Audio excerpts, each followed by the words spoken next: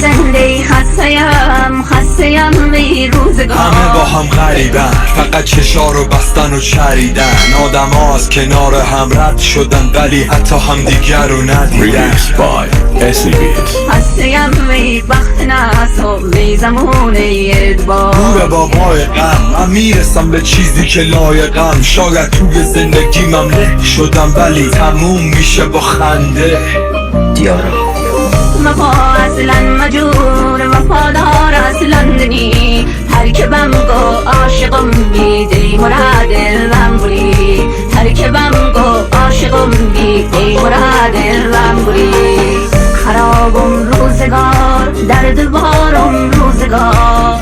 خرابم روزگار در دلوارم روزگار. مثل کوی خرد تیرم بی قرارم روزگار. مثل کوی خرد تیرم بی قرارم روزگار.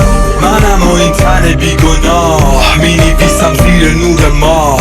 پشیمونم نشدم هیچ وقت از کارهایی که کردم. منم و این کله خراب، منم و این لیوان شراب، منم و این حرفایی که بیرون میزنه عقل.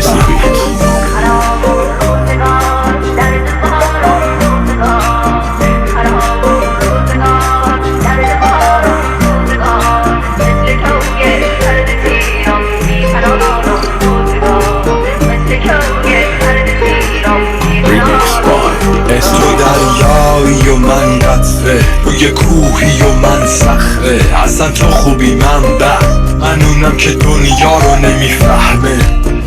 تو این دنیا اون که یکی پادشاهه و اون یکی برده. من واسه دلم زنده، اونم خوشحاله از کاری که کرده. منم و یه آسمون صاف شده سخت واسه خونه ها. منم و یه قلم و ورق و دستای پشت پرده. منم و صدای من، این صدامه که میمونه جای من که رفتنیم و بعد رفتنم معلوم میشه کی حقه. دیارا و زنده خسته‌ام ای روزگار. خسته‌ام ای بخت نصاب ای زمان ادبار. خسته‌ام ای بخت نصاب ای زمان ادبار. خرابم روزگار در دلوارم روزگار. خرابم روزگار در دلوارم روزگار. مثل کوی خرد تیرم بی قرارم روزگار. مثل کوی خرد تیرم بی قرارم روزگار. فقط با یه لبخند میشه خیلی مشکلاتو حل کرد. اگه آدمایی مثل تو نباشن که نمک بپاشن روی زخمم. همه با هم غریبن، فقط چشا رو بستن و چریدن. آدم ها از کنار هم رد شدن ولی حتی هم دیگر رو ندیدن. به هم میگن عزیزم ولی شاید فقط از رو غریزه است. اونا فقط میخوان رو هم بخوابن تا این که بفهمن ماده و نری هست.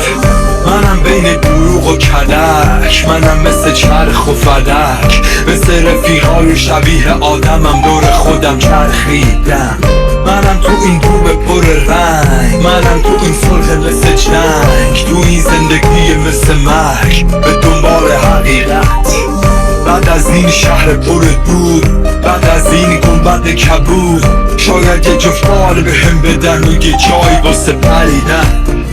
داداشا و خواهرای من یعنی همین آدمای بد زندگیمو کشتن.